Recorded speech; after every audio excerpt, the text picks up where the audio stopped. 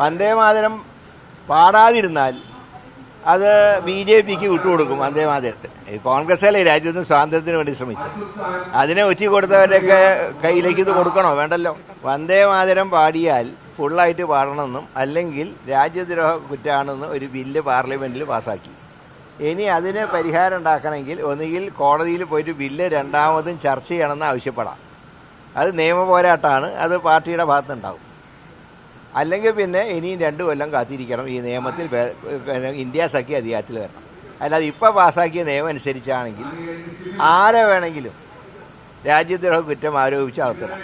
അപ്പോൾ അത് എന്നാൽ അതേ സമയത്ത് വന്ദേമാതരം പാടാതിരുന്നാൽ അത് BJPക്ക് വിട്ടുകൊടുക്കും. വന്ദേമാതരത്തെ കോൺഗ്രസ്സല്ലേ രാജ്യത്തിന് സ്വാതന്ത്ര്യത്തിന് വേണ്ടി ശ്രമിച്ചത്.